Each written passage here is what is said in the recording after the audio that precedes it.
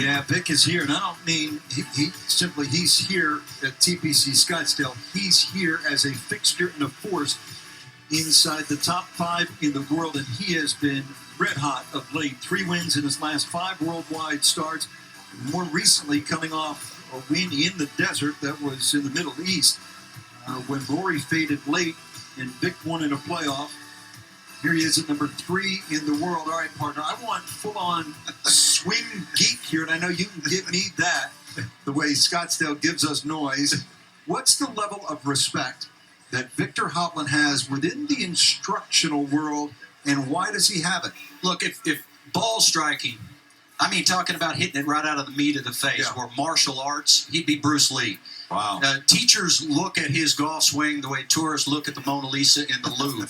I mean, just about every doggone thing that you could sort of draw up on a board about what you'd like in a golf swing is represented in Viktor Hovland's golf swing. Certainly it's a new age golf swing. He does all these things that the teachers talk about as we take a look at it. He's extraordinarily precise with his ball striking. He takes the club back shut. Now, you can't really see it from this particular angle, but he takes the club face back really shut. I'm almost like Byron Nelson. We're going to go back years and years. And he has it shut at the top of the golf swing. But in transition, he drops down, right, and he rotates. He has his perfect blend of lateral motion, vertical motion, and rotation. Perfect blend. But what he does also is he keeps his left elbow at the target about as well as anybody. And look, I was just talking to a historian, Ben Hogan historian, unlike any other fellow by the name of Jeff Martin, who's going to write a book about Ben Hogan shortly. And he said he's come across this, one of Ben Hogan's secrets that he did keep secret, that he never told anybody, was that he believed that the left elbow needed to be pointed at the target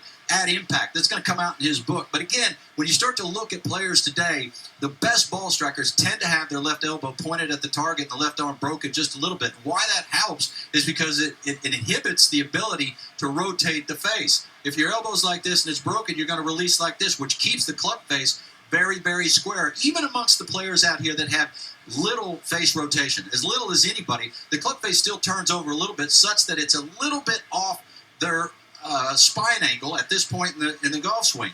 But when you look down the line of Viktor Hovland, the club face is right even with his spine angle. The only person I really saw do that, well, 2, Ben Hogan and Lee Trevino. And that's pretty darn good company to be in. And it shows up statistically, doesn't it, in the strokes gain approach category? Absolutely. Strokes gain tee to green. Well, when you start talking about strokes gain tee to green, that's a combination of what you do off of the tee, what you do into the green, and also around the greens. Now, historically, he's not very good around the greens. So when you consider that he's not very good around the greens, and yet 3 consecutive events in 2020, he led the field in strokes gained tee to green. 3 consecutive events. Nobody had done that before, and nobody has done that since. So yes, that speaks to his brilliance in terms of ball striking, but it also speaks to his consistency. Just, when you talk about there is no way to measure hitting it right out of the meat of the face on the PGA Tour. There are all kinds of metrics out here, and he's highly ranked in strokes gained off of the tee, highly ranked in strokes gained approach, but also old metrics like greens and regulation,